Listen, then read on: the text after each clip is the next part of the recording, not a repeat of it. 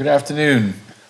I wanted to put together this video just to cover a few things. I'm broadcasting to you live from Bayou DeLarge, which is south of home, Louisiana. This is where my fishing camp is, and I've been working all day and it's kind of kicking back and relaxing. And I thought I'd put this together and kind of share it with you. There's a lot of information coming our way, and I'm getting a lot of phone calls and emails from different dentists asking me, what do you think about this? What do you think about that?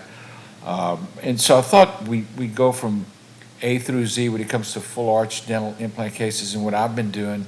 We'll also talk about what my partner, Dr. Domang's doing as well. We do some things similar, some different. Um, but I want to emphasize using digital and or analog approaches for a more streamlined, efficient, and a cost-effective approach to doing these type cases. This game is changing a lot. We've got all these intraoral scanners that are out now. We also have exocad, and we've got Blender for Dental, which is being used quite a bit.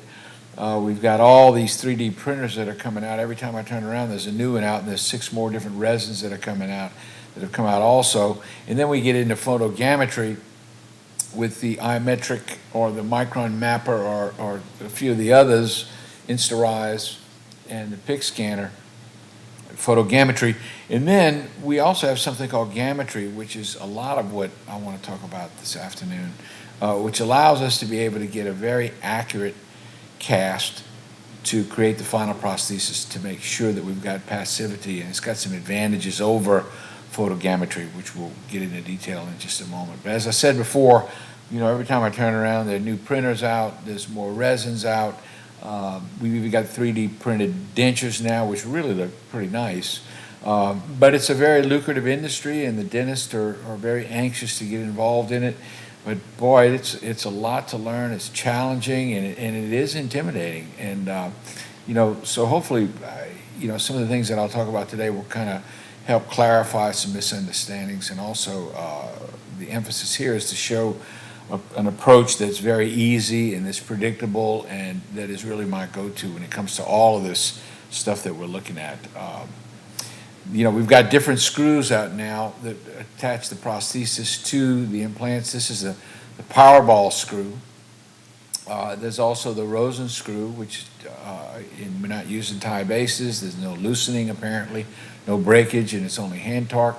And then my partner, Dr. Domang, in his dental implant lab, has come out with a La Vis screw. And the thing that's neat about it is it allows you to be able to use a vortex driver so that you can come in at an angle and you're not committed to the path of insertion of the multi-unit abutment itself. So this is showing a lot of promise. This is showing the Rosen screw, this animation.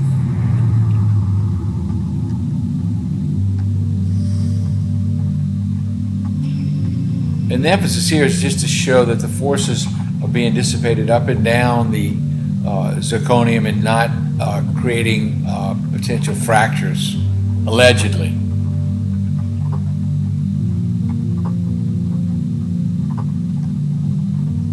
So the standard multi-unit abutment,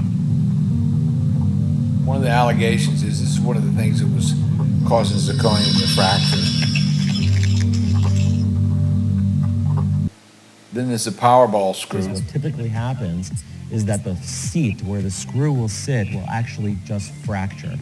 So what we did is, if you look closely in this section right here, what we did was we created a rounded edge, and this is why we call it the Powerball. The bottom of the screw is completely round, and because it's round, it creates very gentle forces to the zirconia or the PMMA, transfers all of the force down to the body of the screw and not, like other screws, into the body of the prosthesis. So this allows you to have a great, powerful screw where it won't break and it won't break your prosthesis. And that is, in a nutshell, is the Powerball screw. So that's some of the things that are being looked at now. We'll know 10 years from now which one was the best choice. I think Dr. Domang's is going to be, but we just have to wait and see. So let's back up and start at the beginning. We're talking about full arch dental techniques. In the first phase is we're going to use something which is what I've been using in practice for the last 2 years. It's called the Smart Dental dental conversion. And what you're doing is you're using a conventional immediate denture technique, which we're all familiar with. It's a simple approach, it's very cost effective, and the aesthetics are very good if your immediate denture technique is apropos. And basically it comes down to making sure the midline's right, making sure that the incisal edge of the maxillary centrals is correct, that you've chosen the proper shade and mold, and in the plane of occlusion. And if all those factors are lined up just right, you ought to be able to get a very nice aesthetic result with the immediate denture, which is converted into a fixed prosthesis the day of the surgery. The second phase, which is going from the converted prosthesis to the PMMA temporaries, generally nowadays a lot of us are using the intraoral scanner. It's accurate, but it's not sufficient for full arch accuracy. It's like a Panorex, there's some distortion involved, and it is patient friendly, but there is some distortion involved. And same thing with conventional impression techniques when it comes to this kind of dentistry. So, what comes along is photogrammetry, which is one means of accomplishing or incorporating accuracy into the design, or something called Gammetry, which we're going to talk about today. The photogrammetry has its challenges, and Gammetry has its solutions, and one of them is it's about 1% of the cost of photogrammetry. There's the 15-minute learning curve versus a very steep learning curve. Once again, it's an expensive prosthesis, expensive device, so we'll talk about getting around that. And then of course, the main thing is when it comes down to delivering the prosthesis, it has to be 100% pure passive, or else there are going to be some broken screws and broken zirconium over time. And once again, if we look at doing the smart dental conversion technique, we can go from a denture to a fixed provisional in 30 to 40 minutes. There's no concerns about the printer's not working right, or things can happen with 3D printers, or milling machines for that matter. But this is a very strong and a very sturdy prosthesis because it's heat processed acrylic. It's very aesthetic, and the patient leaves the office with teeth that very day. I went into ChatGPT and asked about photogrammetry, and this is what came up. It says, well, it's got limited accuracy because it's influenced by factors such as the camera resolution, image quality, lighting conditions, and image distortion. And the inaccuracies in photogrammetry process could lead to complications such as the prosthesis not fitting or implant failure. Sometimes it's difficult to capture the intraoral structures because you've got factors like saliva, tongue movement, patient cooperation, presence of any reflective surfaces that hinder the process and introduce errors. And it's a time-consuming workflow. It typically involves capturing a series of images from multiple angles, processing those images, reconstructing a 3D model, and in a clinical setting where time efficiency is crucial, this extended workflow may not always be feasible. Now, having said that, some people that do it often, such as a guy like Ryan Dunlap or even Dr. Domang, I think they can get it done pretty quickly and efficiently. But one of the problems is if he's using the system and then I need it, then I can't use it. So that provides a limiting factor because we're not going to buy two of them, not at $45,000 a piece. There's also a lack of real-time feedback. It often requires post-processing of the images to generate the 3D models. Any delay in obtaining feedback through photogrammetry may result in additional appointments and modifications later in the treatment plan. The cost and equipment requirements are huge, and this poses a challenge for some dental offices, particularly people with smaller practices or that don't do a lot of this. If you only do 1 or 2 cases a month, it doesn't make economic sense at all to spend $35,000 to $45,000 when there's a much simpler, very cost-effective technique called Gammetry from Rowe Dental Lab, which is what we're going to get into in just a minute. It's also worth noting that photogrammetry has evolved over time, and it's essential to consider the potential limitations and evaluate whether it's the most suitable method for a specific implant case, considering the individual circumstances and available resources. So we'll get into more of that in a minute, but this is what the scanner looks like. These are the dominoes that are screwed into place. This is $3,360 for a set of these, and allegedly they're only good for 50 uses, have to be replaced. This is showing some of the scans as well as the workup in ExoCAD.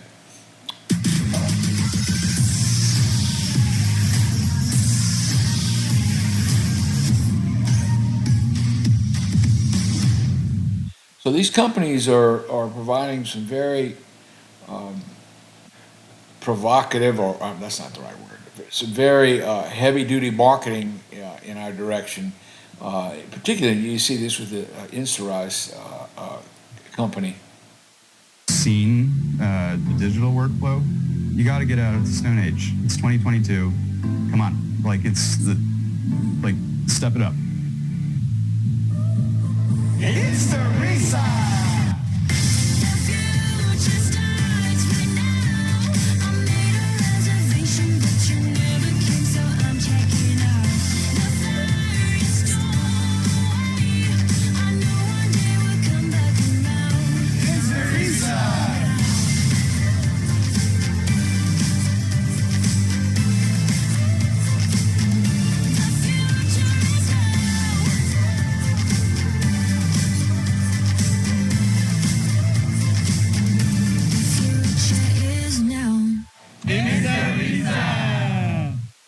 So anyway, they've got some heavy-duty marketing.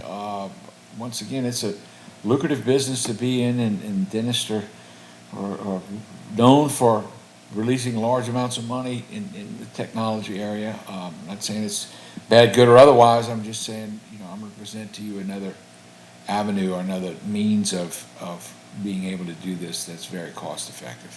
This is a Micron Mapper, which is a newer device that's come out. Apparently, it's on back order. I have a friend who's been waiting to get one for months and months and months, and it's still not in his office yet. And I've convinced him maybe to not get it and look at this alternative called Gammetry, which we'll talk about in a few minutes. Now, the Micron Mappers come out, and of course, they're comparing their device to the competition, saying that it's less costly, it weighs less. On and on and on. The scan bodies are only $99 each, and these set of eight is $3,360. It's 35 grand instead of 45 grand. So, like I said, I don't even know anybody that's even used it yet. So they're already putting their attributes out there. So now we're going to back up and we're going to go to phase one, which is what I'm doing, and that is using immediate dentures that we're converting into fixed prosthetics the day of surgery, and usually about 30 to 40 minutes per arch. Introducing Smart Denture Conversions. Easier for everyone. Our breakthrough technology delivers 3 big advantages. It's compatible with major implant systems, it lowers your manufacturing costs, and it takes less time for you and your patients to get a stronger, more aesthetic prosthesis. At the heart of the solution is our simplified separable fastener. Here's how much better this works. Test seat the prosthetic to determine where to create wells for the tie bases.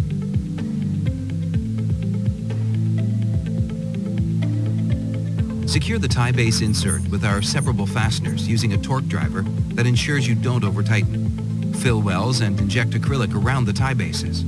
A major advantage of Smart Denture Conversions is that the patient sets the occlusion. Seat the prosthesis and allow the patient to set their bite. Next, simply dislodge the prosthesis from the threaded posts. Our screw retrieval tool easily removes the threaded post from the abutment. For screw access, create pilot holes through the occlusal surface. Expanding screw access is easy. Our guided drill won't damage the seating surface of the prosthetic screw. Our hand reamer gently removes any residual plastic inside the tie base. Torque screws to 15 Newton centimeters. Obturate the screw holes and verify the occlusion. That's it. After osseointegration, repeat these steps for a simple impression procedure with a duplicate denture. An accurate, rigid impression makes for an easy CompuMill procedure. Our low-profile tie bases minimize destruction to the prosthesis. You'll have fewer repairs that take up your valuable time. Visit smartdentureconversions.com to order your conversion kit today and sign up for a hands-on training course near you. Introducing Smart Denture. my hat's off to the gentleman that developed this technique. We've probably done 25 to 30 of these cases, and it really has worked out extremely well. The key to this system of these separable screws, this screw secures the tie base to the multi-unit abutment, and when this is picked up in the impression, this comes up, this stays inside the tie base, and then those are removed. So it really, really, really works out really well. This is just showing a case when Charlene needed to have all of her upper teeth removed, just a hopeless maxillary dentition and hopeless lower posterior teeth, so we incorporated implants in the first molar and first bicuspid areas with 3-unit bridges to follow. But this is just showing her a simulation using Snap software of where we're wanting to be going aesthetically. And this is just showing the procedure. These are the printed pre-op immediates. This is showing the immediate after the tie bases have been picked up. This is showing the occlusal view. You can see that the holes are minimum so it doesn't weaken the prosthesis. This is just a side view. You know, we removed a lot of the acrylic. In this case, these were all white milled polymethyl methacrylate, so that this was stained for aesthetic purposes for the gingival portion of the prosthesis. And this is just showing the before and after x-ray. Now these implants were loaded later. We elected to just delay loading these and simply loaded these 6 immediately. Once again, this is just a close-up of the prosthesis. Close-up. Once again, minimal invasion of the prosthesis so it doesn't weaken it like in the older technique where you had to hollow it out in order to accommodate the chimney, which was then luted to the prosthesis. And so this enables us to be able to take a case like this and the patient will leave looking like this. This is the setup. Here are the immediates, acrylic burrs for removing the acrylic after the tie bases have been picked up, the separable screws over here. These are the drills that come with the kit as well as what we're going to use to remove the flanges. These are the separable screws that we were talking about a moment ago. And so the bottom line is it really is a simple system that saves a lot of chair time. You get the occlusion dialed in immediately. It's, like I said, it's going to be a lot stronger because we're not hollowing out the prosthesis in order to accommodate the chimneys that were luted to the prosthesis with the older technique. Little tiny holes. So it maintains the structural integrity of the prosthesis, and it's fast. I mean, after you've done a few of these, 30 minutes max, 30 to 40 minutes, when I first started doing these. This is showing a lower, all-on-4 situation, immediate denture, highly polished, and glazed prior to insertion in the mouth. And so, what the next video is going to talk about the fact that photogrammetry is the hottest topic in full arch dentistry today due to the high level of scan accuracy. However, it's got its drawbacks, and I'll let the technician from Road Dental Lab elaborate on that. Gammetry, a photogrammetry-free solution. Photogrammetry is the hottest topic in full arch due to the high level of scan accuracy. However, photogrammetry in its current form comes with its own challenges. It has limited applicability. It really offers a narrow utility for the user of simply capturing a position of a scan body and an implant in space. Yes, it's accurate, but it does leave a few things behind. There's a steep learning curve. There's a challenge to using it. It's very possible to take poor photogrammetric records. We've made many hundreds of live surgery cases, and we can tell you that the records are not always perfect. And even the photogrammetric records can and will be off sometimes. It's a limited mobility. I mean, if you have multiple operatories, multiple offices, you have to have more than one scanner, especially if you have a lot of surgeries going on. The scanners are bulky. They're very expensive if they drop, and the cords are sensitive, and you have to be very careful with them. There's continuous upkeep. So there is a purchase that's costly, of course, but then it requires ongoing calibration, which takes some time, and replacement markers, which are also costly. And there's very limited availability. They're just kind of trickling into the States. They have back orders of many of these scanners. And of course, it's cost prohibitive. You know, it's a very expensive investment for the, again, limited utility of use. So we are offering what's called Gammetry. We're offering it through the Guided Smile label, Guided Smile Gammetry, and it is more than just an advanced scanning device. It's a sophisticated system that integrates photogrammetry level scan accuracy with a comprehensive suite of lab services to provide an unparalleled full arch digital workflow you can depend on. It's applicable for whatever type of surgery you're performing, freehand, guided, navigation, robotic, etc., other things coming. It's appropriate for day of surgery and restorative protocols. It actually allows you to make a model, unlike photogrammetry. The benefits scale to match the practice level of technology, so we will meet you where you are technologically, and we'll talk about that. The cost is just a fraction of a photogrammetry system. You just simply pay by the case. And what might be best of all is it's available today. Within Gammetry, there's a product that we have called OptiSplint, and this is the part that can replace photogrammetry. This is a simple scan body system with a frame that you lute together quickly, a handle that you deliver the frame, scannable analogs if you have a prosthesis and you're doing a restorative protocol, and then there's a registration tags, much like the screws in photogrammetry for preserving the bite. The process is quite simple.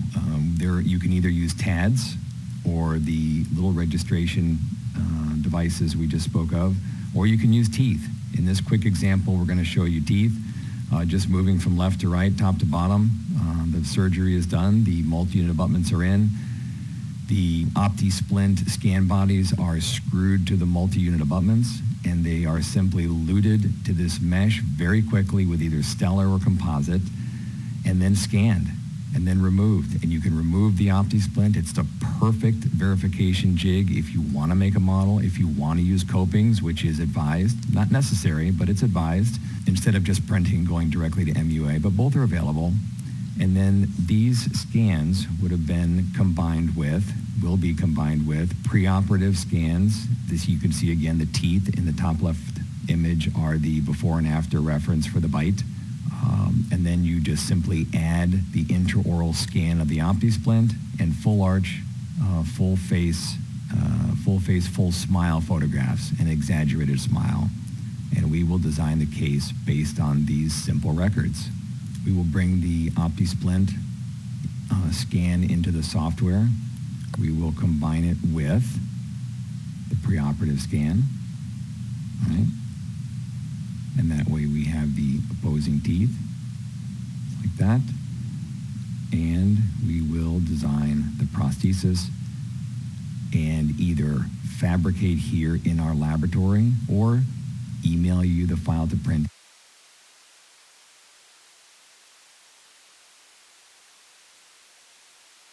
So that's from Rowe Dental Lab. They can make the final prosthesis for you. You know, locally we have Dr. Domain's lab, Louisiana Dental Lab. They're very familiar with this technique. I've done quite a few cases with Angie, who's Danny's head lab tech. This is an upper and lower case right here, and then this is another upper and lower case. So this is what it looks like in the mouth, and all we do is unscrew it out of the mouth, screw some analogs in, pour it up in stone, and then this can be recycled. You know, we'll use a torch to melt all this acrylic away, clean these things up, autoclave them, and they can be used again. So it's very, very cost effective, no doubt about it. This is showing the handle that's used to put this into place in the mouth, and for some reason I use both pink and white acrylic. Stellar comes in white as well as pink. We use the pink for picking up locator housings in a denture. The white can also be used in conventional crown and bridge provisional techniques, but basically we really just use it for what we're describing here.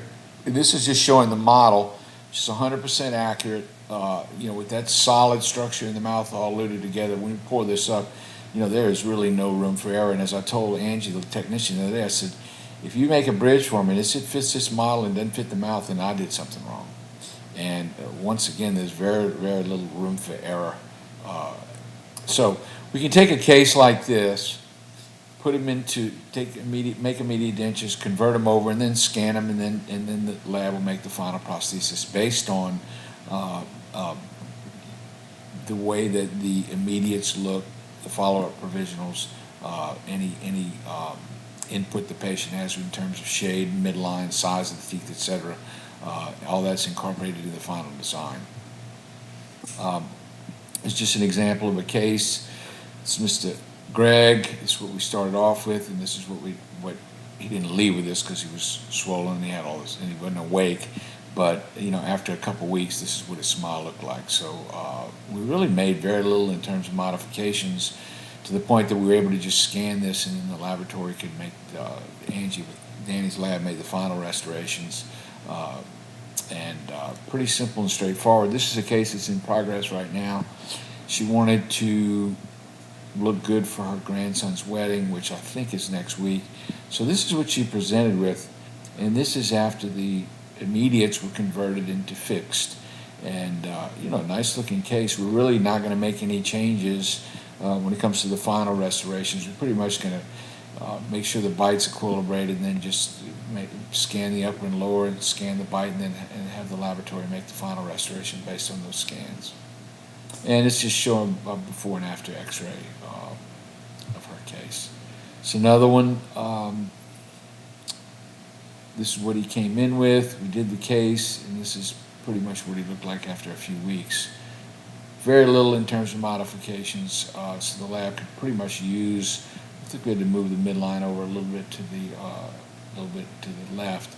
But other than that, there wasn't a whole lot to do. This is before, and then this is after.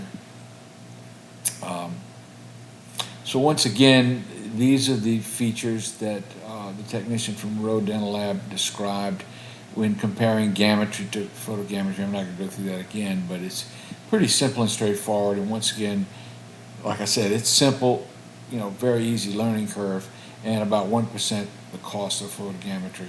I mean, the bottom line is the dental assistant can screw these into place, and then I'll come in with the frame, alluded to those devices, and then the laboratories, this device right here, the frame is luted to that with the acrylic, and very stable because you've got all these perforations that the acrylic locks into, so there's really not much room for any kind of movement or etc. And this is just showing a lowercase soft tissue model. And once again, we use stellar acrylic because it's an acrylic and it's light cured, it's easy to use, it sets up fast. It's $110, well, that's for 5 of these tubes. And each tube, I think each arch takes almost one of these whole tubes, depending on how sparingly you use it, but it's pretty handy stuff. This is the Dr. Dominguez screw, and these are the Vortex drivers that are used to insert it. And that's pretty much it. So, if you have any questions, just we'll post this on Dental Implants Black and White. Just post your questions, and I'll be glad to answer them. And hope this helps clear things up for all of you. It took me a while to wrap my head around it, and that's kind of where I am now with all of this. So thanks very much.